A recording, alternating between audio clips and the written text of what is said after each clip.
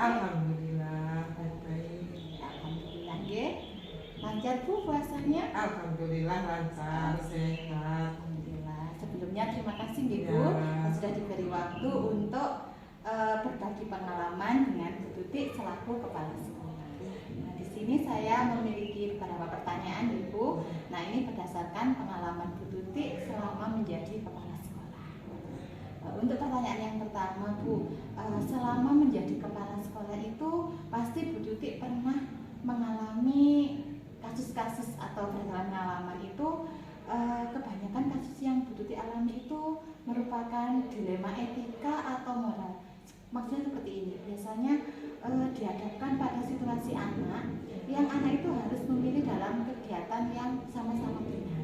Nah, bisa kalau diceritakan Bu Tutik selama Bu Tutik menjadi kepala sekolah di sini. Ya. Terima kasih Bu Edi. Untuk selama ini yang saya alami, ya pengalaman yang pernah saya alami selama saya menjadi kepala sekolah di sini, terutama Bu Edi karena di sini tuh penduduknya dari segi pendidikannya juga mungkin masih pendidikan yang rendah, kayak yang mayoritas rendah itu untuk pendidikan kurang begitu memperhatikan, sehingga anak-anak itu masih belum waktunya. Misal contoh ya Bu, terutama laki-laki, kalau perempuan itu tidak ada, kenapa lagi? Jadi kalau sudah kelas 4 ke atas itu anak-anak banyak malas belajar, malas masuk sekolah. Kenapa? Karena itu biasanya sering diajak orang tuanya untuk membantu ke kebun ya. Iya. Jadi untuk misalnya untuk merumput, membantu merumput, menjaga rumput ternak nanti. Kemudian juga diajak untuk misalnya mencari apa ya, misalnya ke ladang dulu, mencabuti wortel.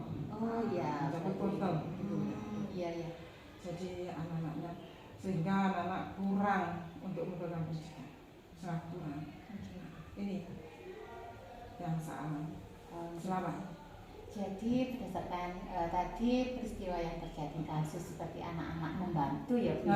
Iya, di sisi lain perhatikan itu memang sama-sama benar ya Bu ya. Di sisi lain adalah kewajiban anak-anak untuk menuntut ilmu, di sisi lain adalah kewajiban untuk membantu orang tuanya.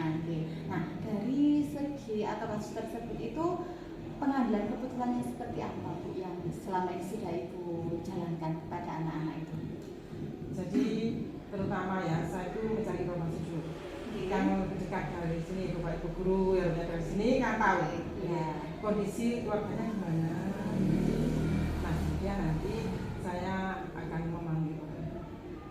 Jadi saya undang ke sekolah, saya ajak duduk bersama untuk mencari solusinya, dan saya berikan penjelasan bahwa anak ini masih usianya sekolah, masih belum waktunya untuk membantu orang tua yang untuk mencari nafkah. Tapi kalau membantu yang ringan-ringan, misalnya di rumah mungkin memberikan makan saja. Misalnya kalau memelihara hewan ya Bu, itu kan memberikan makan, itu kan pasti gak apa-apa. Tapi kalau untuk mencarikan rumput itu ya boleh, tapi di waktu di luar sekolah. Jadi kalau sudah di sekolah, itu saya harap orang tuanya untuk mendukung, untuk masih untuk mendukung pendidikan. Tapi untuk di jam-jam, untuk bantu orang tuanya di jam-jam luar sekolah. Setelah sekolah kan bisa, masih ada waktu itu dulu, jangan pagi. Jadi orang tua saja berunding untuk suara. Jadi suka gimana anak-anak bisa berjalan dua-duanya, bisa menempuh pendidikan, juga bisa untuk membantu orang tua. Gitu. Jadi sama-sama jalan. Ya, sama-sama jalan. Jadi kita atur waktunya. Bisa atur waktu pagi untuk belajar, kalau sore untuk membantu. Berarti berdasarkan pengalaman yang sudah Ibu jalankan itu, langkah-langkah atau prosedur berarti kita juga melibatkan orang tua ya, yang terlibat selain dewan guru yang memanggilan dengan sekolah juga orang tua. Dari kasus seperti tadi itu pengalaman Bu Tutik juga satu ada lagi Bu, saya juga pernah itu minta pertimbangan pada Bapak komite. Itu bisa saya ajak sehingga nanti hukum itu waktu ada pertemuan begitu wali murid itu juga bisa memberikan apa itu ya, pengarahan kepada wali murid. Itu juga kan yang lebih dekat dengan wali murid.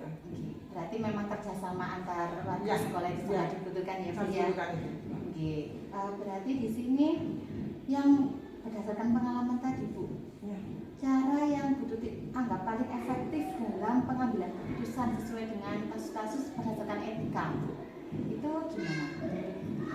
Yang jenengan anggap paling efektif? Oke. Oke.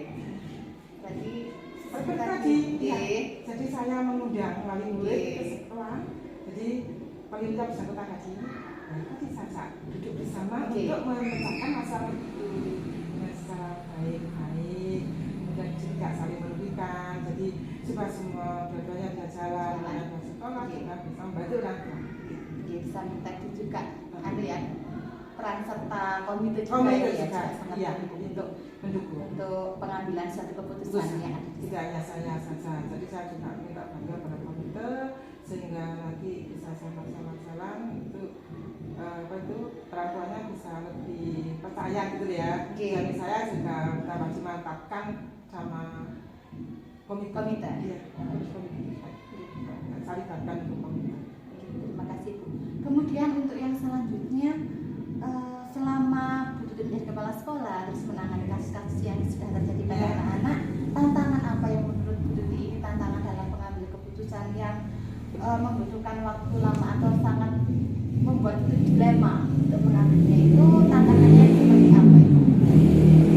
Ada yang memang kasus itu ada yang cepat wali murid untuk menanggapinya ya, sesuai dengan apa itu ya, kehendak atau tujuan saya begitu.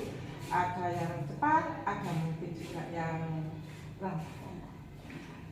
Lambatnya itu saya sulit untuk menemui orang tuanya. Karena orang tua itu pagi sudah berangkat ke kebun. Jadi saya sulit untuk mencari ataupun menemui orang tua. Terus kemudian menyambung yang tadi itu Ya.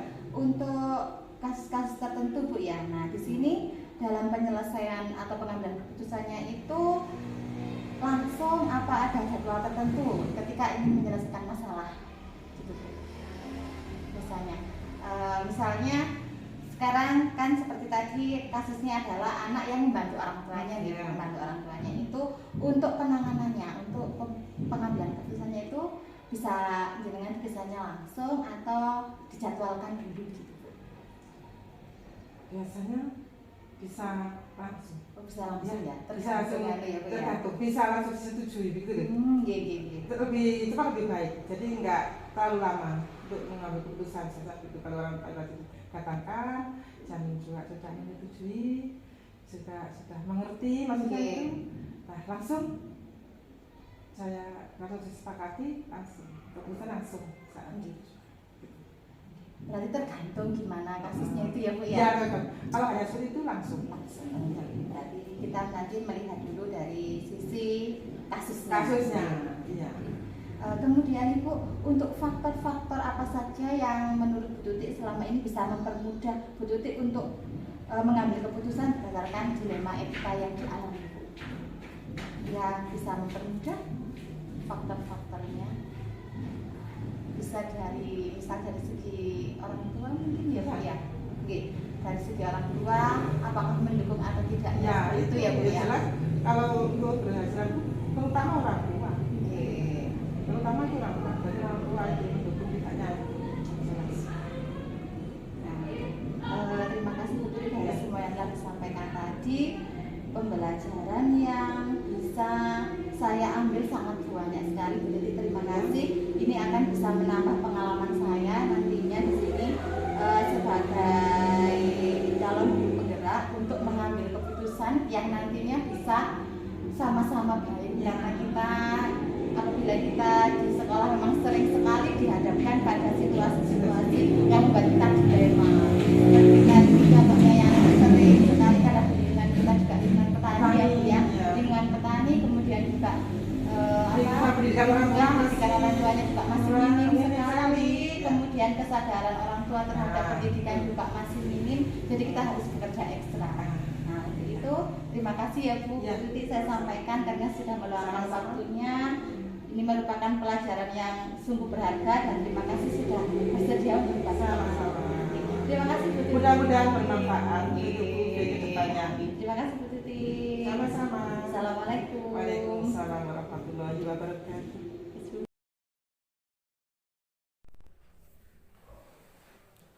Assalamualaikum Pak Eko. Waalaikumsalam. Ya, selamat pagi Pak Eko. Pagi.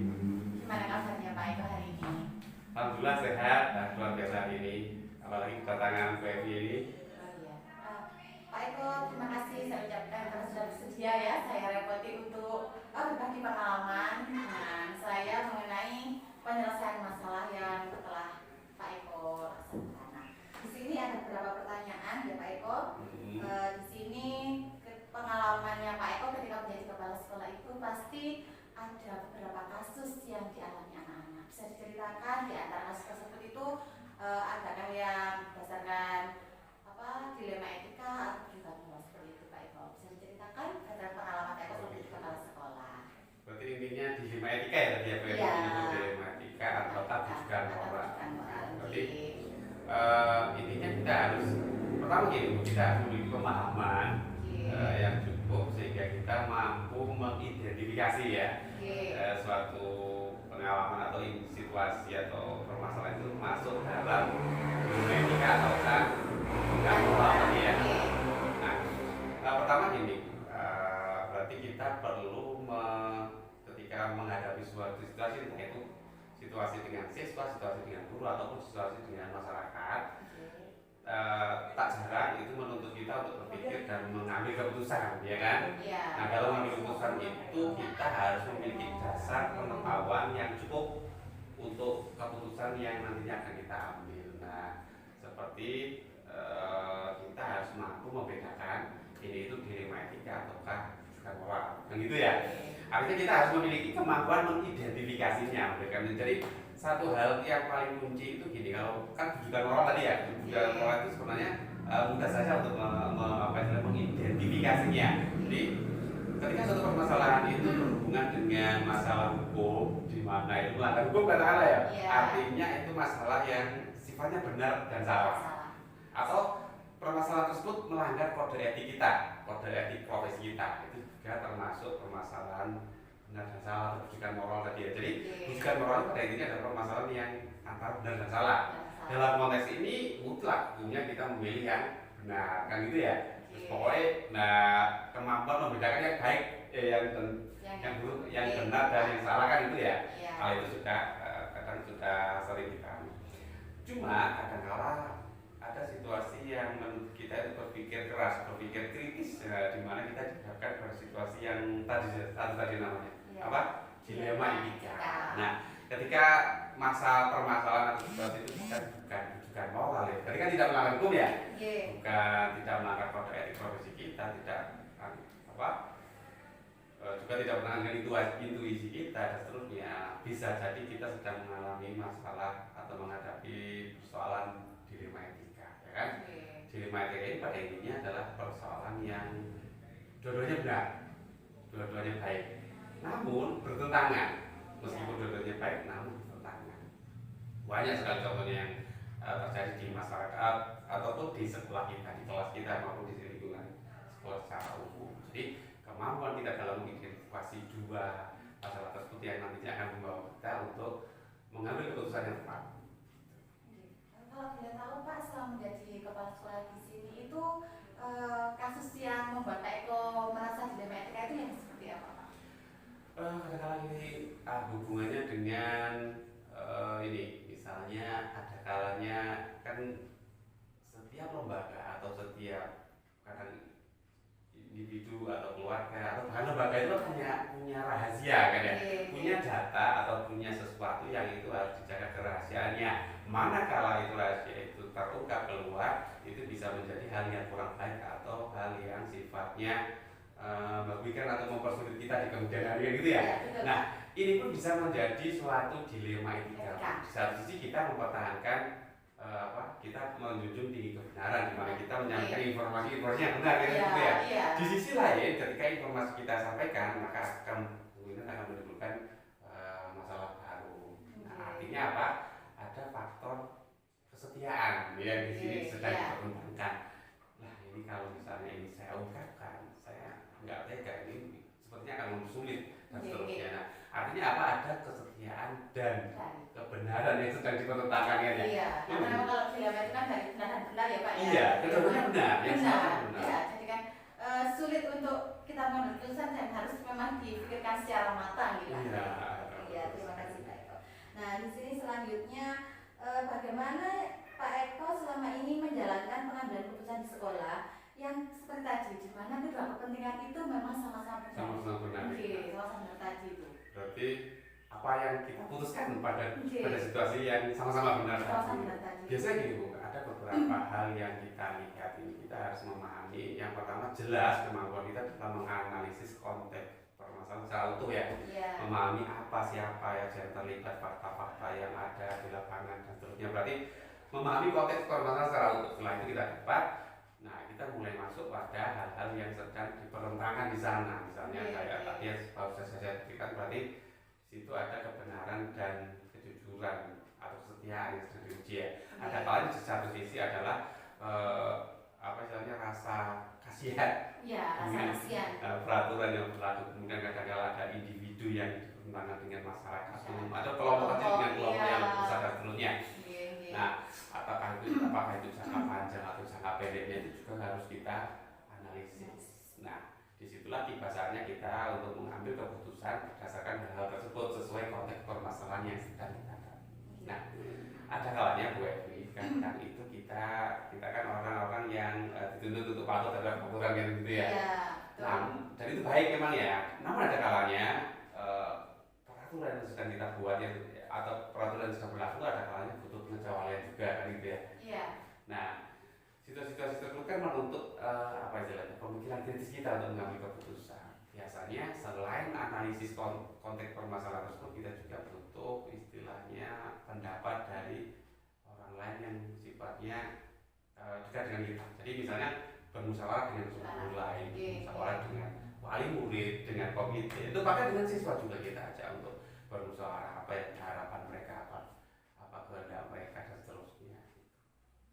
Berarti tadi langkah-langkah yang sudah Pak Eko jelaskan untuk pengambilan suatu keputusan itu di sini berarti juga ada banyak banyak orang yang terlibat ya Pak ya. Iya, kadang-kadang memang melibatkan banyak orang. Iya, Berarti tadi ada dewan guru juga ya Pak ya, dewan guru, kemudian juga bisa siswa, kemudian juga mungkin komite bisa ya. dalam situasi tertentu atau Iya. tergantung konteks permasalahannya bagi Iya, itu konteksnya. kita melibatkan komite juga dalam keputusan tersebut. Oke, terima kasih Pak Eko. Nah, kemudian yang selanjutnya di sini hal-hal apa saja ya Pak Eko yang Pak Eko anggap sangat efektif dalam pengambilan keputusan ketika Pak Eko dihadapkan pada situasi yang menimbulkan dilema etika tersebut Pak? Yang paling efektif ya, Iya, yang paling efektif itu adalah melalui musyawarah. Musyawarah ya Pak. Nah, jadi ketika kita sedang dihadapkan dengan permasalahan dan di situ ada Bapak Ibu Dewan Guru, kemudian saya ajak untuk bermusyawarah, tentu mereka akan memberikan pendapatnya ya dari sisi informasi dan dari sisi yang mereka pahami. Nah, itulah sangat membantu kita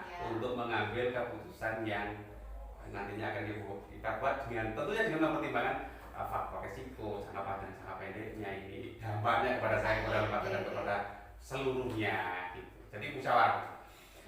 Namun ada lagi, kadang kita dihadapkan pada permasalahan yang situ menuntut untuk segera mengambil keputusan. Ada juga kan ya, nggak boleh besok hari, harus hari ini. Nah, artinya kita nggak sempat untuk bermusyawarah ya.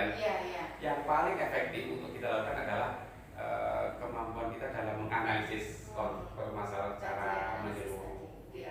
Jadi kemampuan memahami gitu lah. Jadi ada benarnya kita itu mendidik murid-murid kita untuk berpikir kritis, problem solving. Nanti akan terkadang ketika kita dihadapkan pada suatu permasalahan. Yang memang harus kita ambil. Iya. Kita ambil solusinya itu ya Pak ya. Intuisi kita istilahnya gitu. Nanti akan membantu kita untuk memahami permasalahan secara utuh, secara keseluruhan, secara cepat juga dan secara efektif. Kemudian tadi sudah dengan cara efektif, punya tantangan apa ya Pak Eko alami selama ini ketika melakukan dalam dinamika tersebut Pak? Tantangannya apa? Dalam dilematika ya. Iya. Tantangannya itu kadang itu gini. Ada ketika dua hal yang sedang dipertentangkan tadi kita sebenarnya kan kasihan, misalnya rasa kasihan. Rasa kasihan. Di satu situ pasti ya rasa kemanusiaan kita sedang diuji di situ ya. Di satu sisi ada juga peraturan yang sedang kita pertaruhkan, ada kelompok lain yang juga sedang kita abaikan kan gitu ya. Di satu sisi kajian, di satu sisi lainnya ada banyak orang yang sedang menunggu untuk kita kan gitu. Itu yang paling menantang. Kadang-kadang ada situasi yang sifatnya dari kebenaran tadi ya, lawan kejujuran tadi. Di satu sisi kita harus berkata jujur kan itu kan nilai-nilai moral yang kita harus kecilkan ya. Di satu sisi kalau kita berkata jujur, mengungkapkan rahasia atau sesuatu yang sebenarnya tidak untuk dikonsumsi publik, ini akan menjadi masalah. Nah di situ kita harus apa istilahnya ya, mengatakan hal secukupnya yang dimana itu meminimalisir terjadinya resiko di kemudian hari. Situ juga sangat menantang, sangat menantang. Nah belum lagi nanti kita menemui situasi konflik dengan antar siswa, kemudian ada yang siswa dengan wali murid, itu sangat menantang.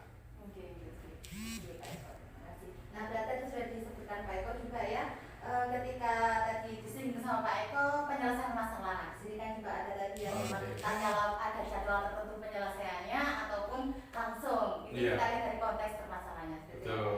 Nah, di sini yang selanjutnya yaitu adakah faktor-faktor yang selama ini mempermudah Pak Eko dalam pengambilan keputusan masalah dilema etika tadi Pak?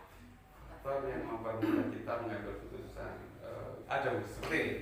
Secara internal ya, kita kan punya setiap manusia, setiap saya Pak Evi punya intuisi, punya kecenderungan, rasa perasaan. Nah, itu mempermudah kita kok nantinya ada misalnya kita dihadapkan pada sebuah konflik ya, di mana kita di situ pasti kita punya bisikan atau perasaan yang nantinya seperti apa nantinya kita akan mengarah atau dampak bagi kita. Itu kan intuisi ya, kemampuan kita dalam merasakan dan seterusnya.